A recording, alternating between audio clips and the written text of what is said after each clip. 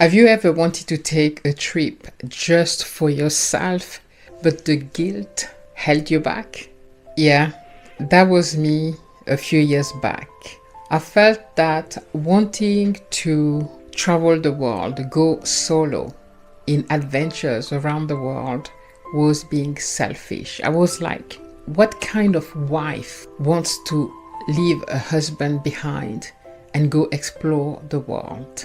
I battled with this thought for a very long time. And on the top of that, I'm a mom. So although my kids are adult, we women are often thinking about everyone else but ourselves. And let me tell you that the guilt is real. The wife guilt, the mom guilt, the friend guilt, all the different hats that we wear as women. We hold that guilt of wanting to go and do something for ourselves.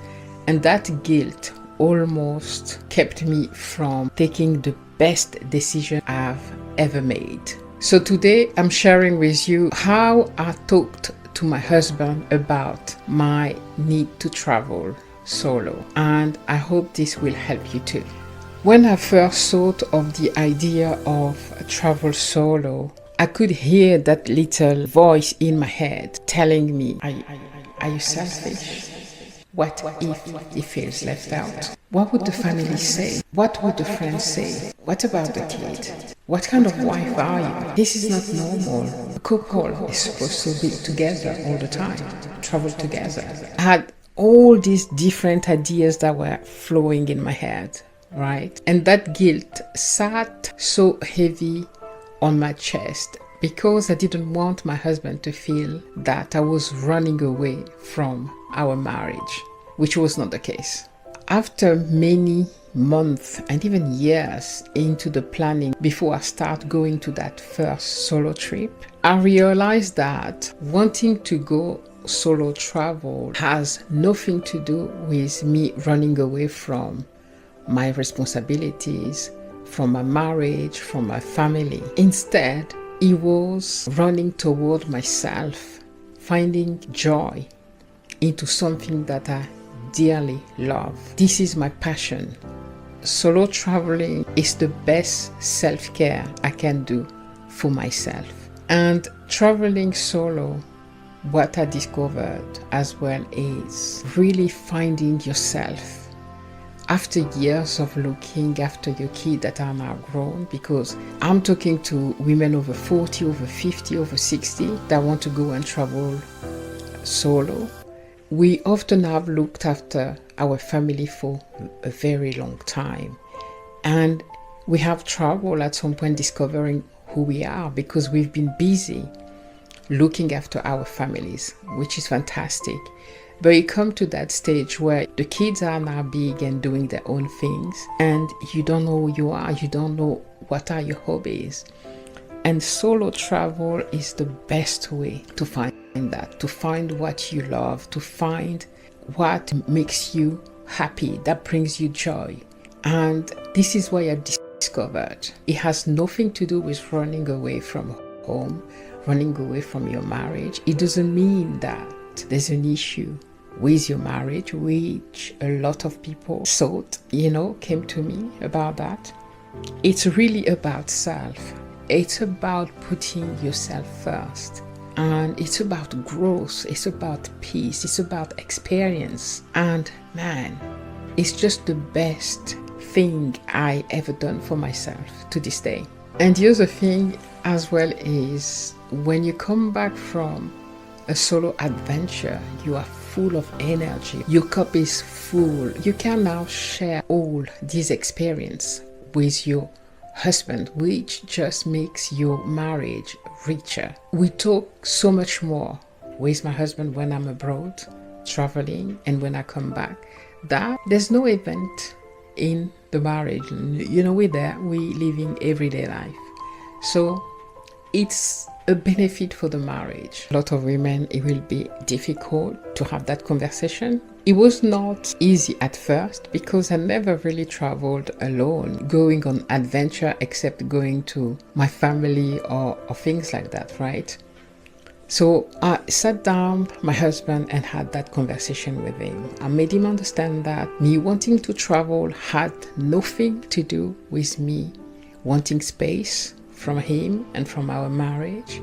Instead, it was about me needing to recharge, me needing to go and experience something different, something that I wanted to do for so long.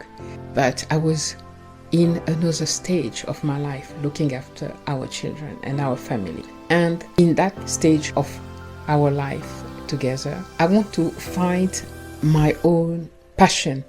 I want to explore the world. I want to have my own hobbies, my own activities, things that fulfill me. At first, I went for short trips, maybe once or twice a year, and that increased the pace little by little. It may be a difficult conversation at first, but if you take the time to explain truly what you feel inside, why going solo is so important and vital for you, your partner, your husband will support you because they want you to be happy. They want you to do something that would bring joy to you. And sometimes they just need to understand the why. That's what I find out for myself. Start maybe by going on weekends, by doing small trips, and then increase them along the way. Also, our partners, husband, our protectors, they will be worried for your safety. Make sure that you reassure them. So if you're sitting right there feeling guilty because you want to go solo travel, let me tell you that that's normal and it is okay to feel that way. But remember that wanting to travel solo, wanting to do something that brings you joy, fulfillment, it's not selfish. It's wanting to reconnect with you, with your needs. And it's okay. You are just human. You are not selfish. This doesn't mean that you are a bad wife or that you love your partner any less. It just means that you are taking care of you for once.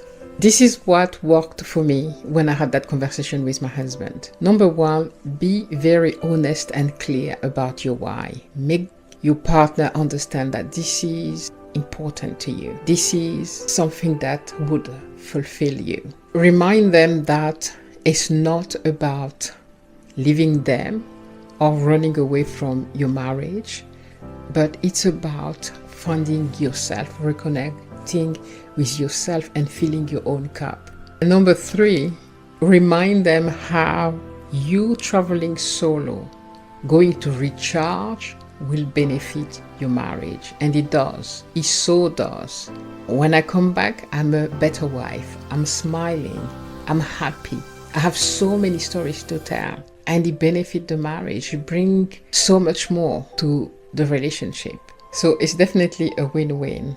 A win for you because you do what you love, and for him too, because he'll benefit from you coming back as a better you, a better wife, a better person, a happier you. Your husband will definitely appreciate it. And it brings so much more flavor into the marriage. So it's definitely a win-win. So yes, travel guilt is real, but it doesn't have to control you or keep you from doing something that you would love to do, something that's important to you. And what changed for me is once I started talking from my heart, my husband understood. Giving myself permission to travel solo has been the most important and the best gift I ever gave myself. Maybe it's time to give yourself the same permission and to go out there, explore the world. Do something that you love. Do something that you've been dreaming of doing. And just know that you are not alone on this. There's a lot of us married women who are solo traveling and having at the same time a thriving marriage.